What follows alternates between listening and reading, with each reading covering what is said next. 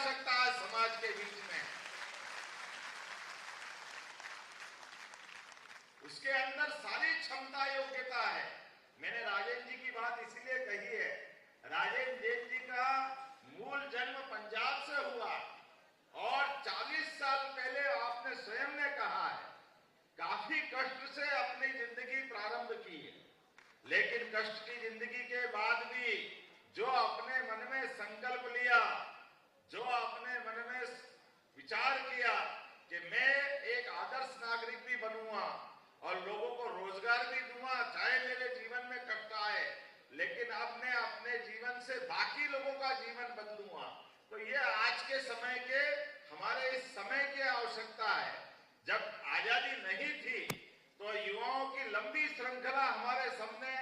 देखी है और जानी है। माननीय विश्वास जी ने बताया है, भगत सिंह, चंद्रशेखर आजाद, ये सारे लोग इसलिए जिए कि इनको देश की आजादी के लिए, देश के उस समय के नौजवानों को आदर्श रूप में अपने खून का, अपने प्राण की बलिदान देते हुए लोगों के सामने आदर्श उत्पन्न करना था। इसलिए चंद्रशेखर आजाद ने कहा,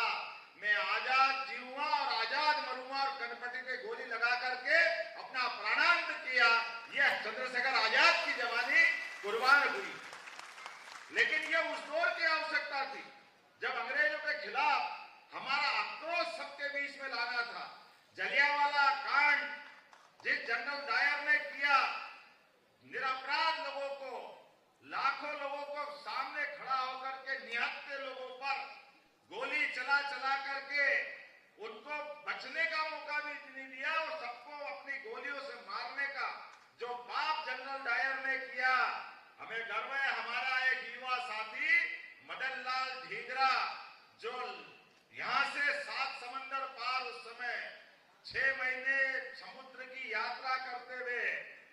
14 साल की उम्र में पढ़ाई के बहाने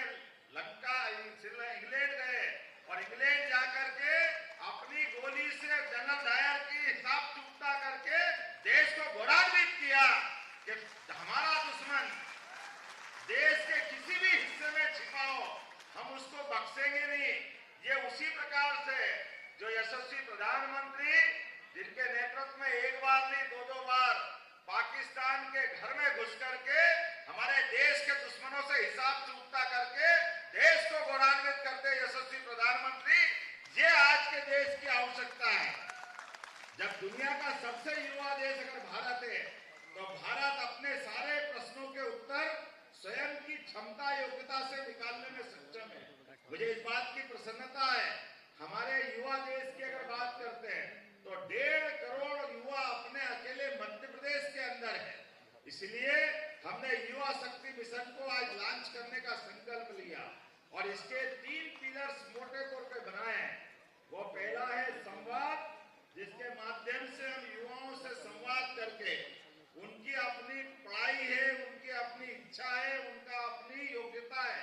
उसका आकलन करके वो किस किस क्षेत्र में जाना चाहते हैं। सरकार के विभिन्न मंत्रालयों का समेकित रूप से कहने के लिए 54 से ज्यादा मंत्रालय हमारे पास है, लेकिन इनका आपस में तालमेल कराते हुए उनकी दिशा निश्चित की है और दिशा निश्चित करने के बलबूते पर हमारे युवाओं के हाथ में काम मिले, उनकी इच्छाओं को अंजाम मिले, उनकी जिंदगी खुशहाल बने और वो देश और प्रदेश के काम आए, ये